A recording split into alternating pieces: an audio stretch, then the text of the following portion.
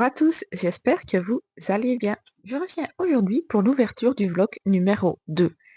Donc tout d'abord, nous sommes le jeudi 20 novembre. Je n'ai pas su filmer avant car j'avais beaucoup de choses à faire et je n'ai pas eu le temps de prendre ma petite caméra. Donc tout d'abord, je voulais vous montrer mes lectures en cours. J'en ai actuellement deux. Donc le premier, il s'agit de Le Prince de la Brume, le livre 1 de Carlos Ruiz Zafón aux éditions Babel. Ici, il s'agit du premier tome d'une trilogie gothique. J'avais adoré plus jeune le roman Marina du...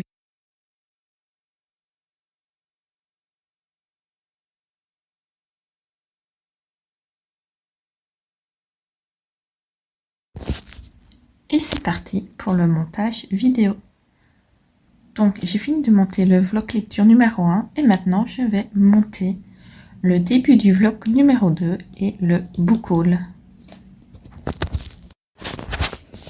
Nous sommes vendredi 21 novembre et je profite de déjeuner avec un petit croissant cuit maison et un peu de coloriage. Donc une double page dans le Vitro tome 2 que j'ai acheté spécialement pour pouvoir le faire en même temps que Pickwick. Sur son Discord, tous les mois, elle nous propose 2 pages à colorier. Donc, voici.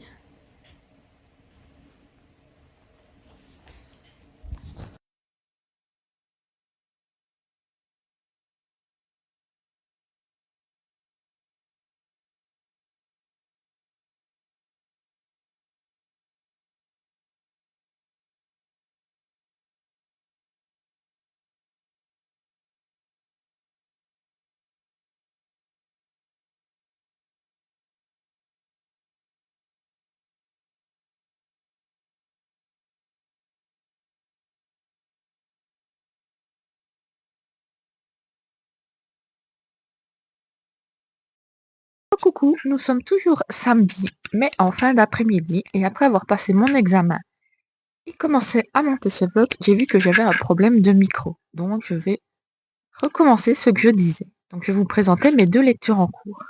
Donc j'étais occupée à parler du Prince de la Brume, donc le tome 1 de Carlos Ruiz Zafón, et j'étais occupée à vous pitcher le livre. Donc nous suivons Max et sa famille en Angleterre en 1943 qui vont devoir quitter la ville pour un petit village car ils veulent se protéger de la guerre. Mais c'est une drôle de demeure qu'ils vont habiter car elle a été, comment dire, abandonnée. Ils vont se rendre compte qu'au fond de leur jardin, il y a un mystérieux cimetière avec des sculptures.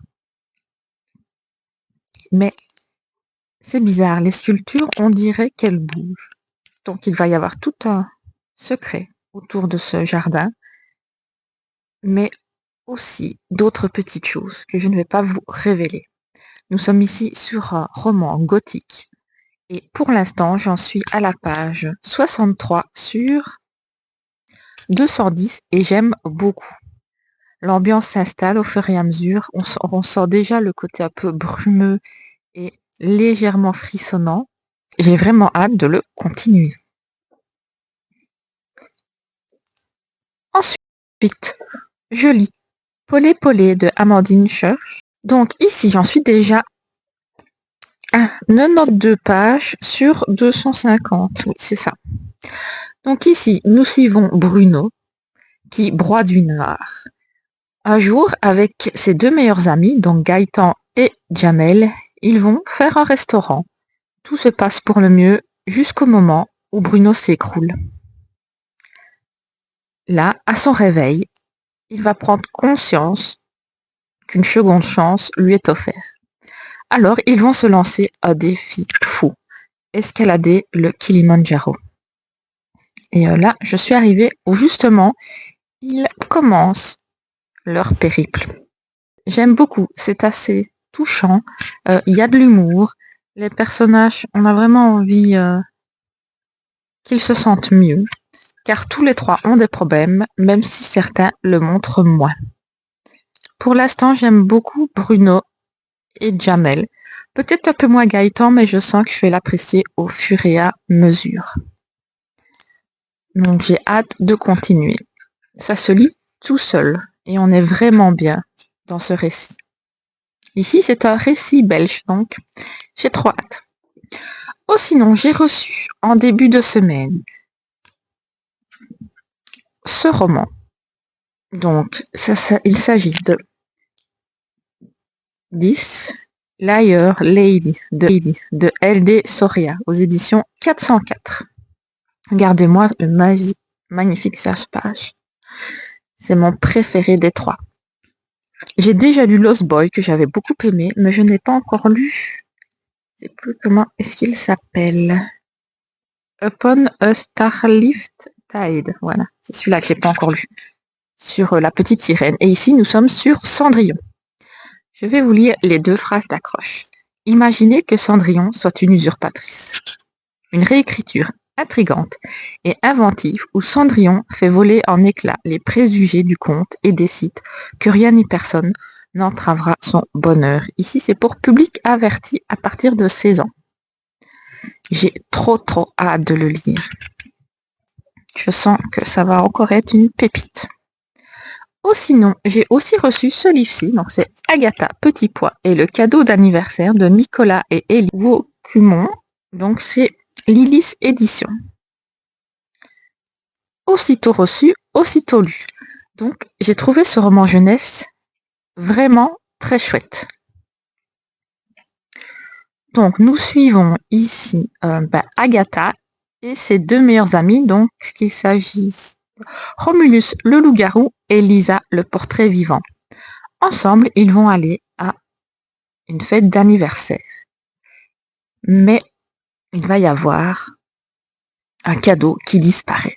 Et Agatha, qui est une grande fan de séries policières, va mener l'enquête. J'ai trouvé ça vraiment très chouette, avec un fort lien d'amitié, des petits mystères qui étaient vraiment chouettes à suivre, et des personnages vraiment très mignons et tous différents. Donc j'ai trouvé ça vraiment très chouette. Après, c'est assez court, donc ça se lit vite, mais je pense que ça pourrait beaucoup plaire aux enfants. Le texte est fluide et on tourne les pages sans s'en rendre compte. J'ai vraiment beaucoup aimé. À la fin de ce livre-ci, on nous présente le tome 2, qui s'appellera Agatha Petit Pois et la disparition d'Oscar. Franchement, je lirai la suite avec grand plaisir, parce que c'était vraiment très chouette. Donc voilà, je le recommande aussi bien aux enfants qu'aux personnes comme moi qui aiment lire des petits livres jeunesse de temps en temps, car c'est toujours un bon moment de lecture. Je vous laisse pour ce petit update et je reviens plus tard quand j'aurai lu plus de ces 2 romans ou fini un, je ne sais pas encore. En tout cas, à demain. Tout le monde, nous sommes lundi et je viens clôturer ce vlog. Donc tout d'abord, j'ai terminé ma lecture de Polé Polé. Me voici. J'ai globalement beaucoup aimé ce roman. J'ai beaucoup aimé Jusqu'au voyage, que j'ai trouvé vraiment très chouette. Il y avait de l'humour, même si on sentait aussi un peu le mal-être des personnages et leurs secrets. Ensuite, le chapitre Après le voyage, j'ai moins aimé. J'ai trouvé qu'il y avait quand même pas mal de longueur, même si je comprends pourquoi ce chapitre est fait, car il est très important pour l'histoire. Et de nouveau, après, j'ai de nouveau beaucoup aimé. J'ai trouvé la fin vraiment excellente. C'était une très chouette lecture. Donc, je vous le recommande. Faites juste attention à vous, parce qu'il y a des trigger warnings sur une mention de suicide et aussi de dépression. Donc, je préfère vous prévenir. C'était vraiment une très chouette lecture. Je lui mets un bon 4/5. Donc je ne sais pas quoi rajouter. Ah si, j'ai beaucoup aimé les descriptions du voyage sur le mont Kilimandjaro. J'avais vraiment l'impression d'y être et ça, c'était vraiment très chouette. Ensuite, j'ai avancé dans Le Prince de la Brume, le tome 1. Malheureusement, comme vous pouvez le voir, je ne l'ai pas encore terminé. Car pour finir, dimanche a été plus mouvementé que prévu. Donc, je suis à la page 96 et j'adore ma lecture. Le gros plus de ce roman, c'est l'ambiance.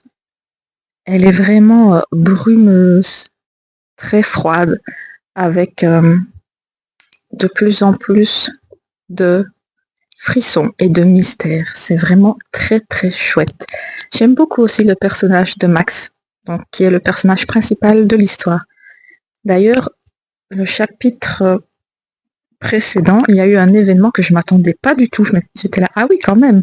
Donc, je peux pas vous dire évidemment parce que ça va spoiler, mais j'adore.